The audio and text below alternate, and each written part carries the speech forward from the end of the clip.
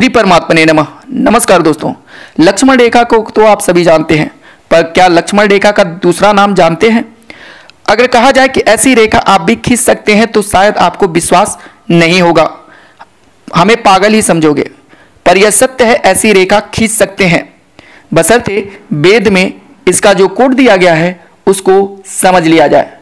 पर इतना आसान भी नहीं है इसके उस कोड को समझना, क्योंकि ऐसा कोई नहीं है जो इस कोड को तोड़ सके। अभी तक उस कोड को समझना और उसको डिकोड करना संभव नहीं हो पाया है। हम जानते हैं कि लक्ष्मण जी अलौकिक शक्तियों से संपन्न थे और अपनी अलौकिक शक्तियों के आधार पर ही उन्होंने वह रेखा खींची थी जिसे लक्ष्मण रेखा कहते हैं। पर ऐसा नहीं है।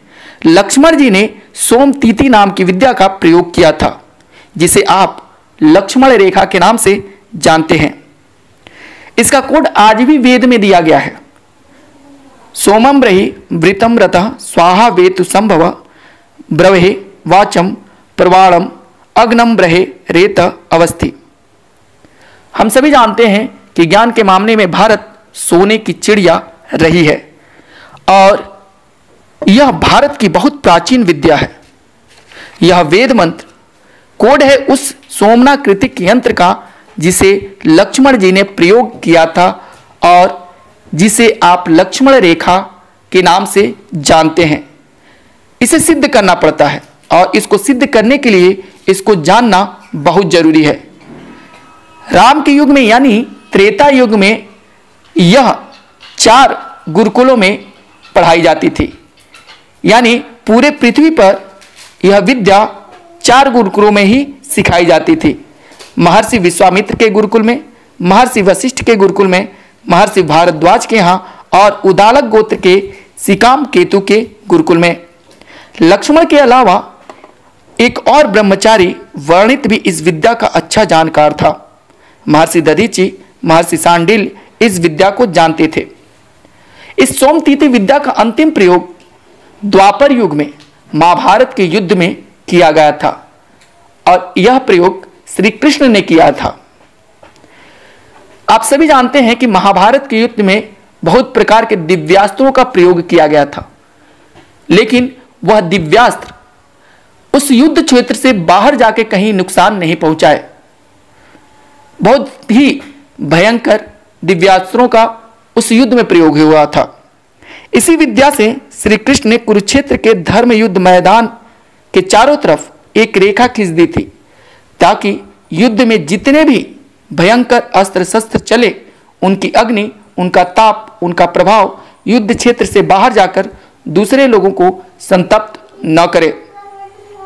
सोमतीति विद्या में पृथ्वी और बृहस्पति के मध्य कहीं अंतरिक्ष में वह केंद्र है जहां यंत्र स्थापित किया जाता है।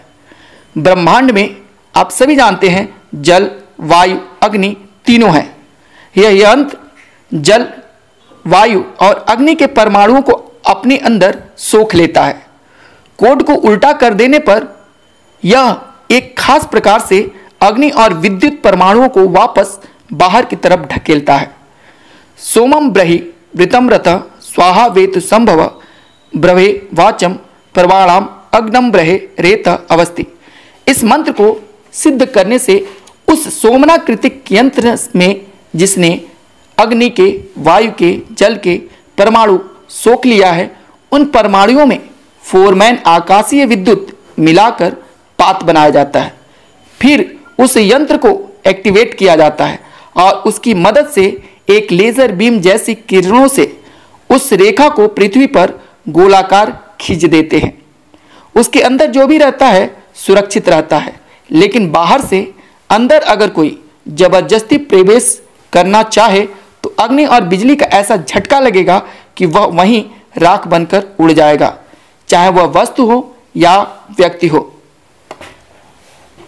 वेद में यह मंत्र तो है, यह कोड तो है, लेकिन उस कोड को डिकोड करने वाला कोई नहीं है। द्वापर युग के बाद इस कोड को डिकोड करने वाला कोई नहीं है। लक्ष्मण के प्रयोग के बाद इसे लक्ष्मण रेखा के नाम से जाना जाता है। और चूंकि यह विद्या प्रसारित नहीं हुई, इसलिए इसे अलौकिक विद्या के नाम से जानते हैं। इसको किसी की शिक्षा भी नहीं दी गई, इसलिए यह अलौकिक विद्या मानते हैं।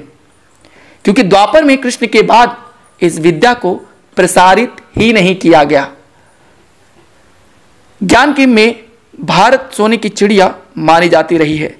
बहुत सारे ग्रंथ और पांडुलिपियां तक्षशिला में जला दी गईं।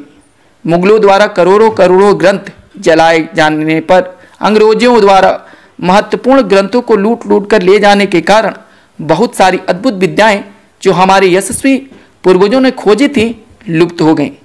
जो बचा है उसे संभालने में प्रखर बुद्धि युवाओं को जुट जाना चाहिए।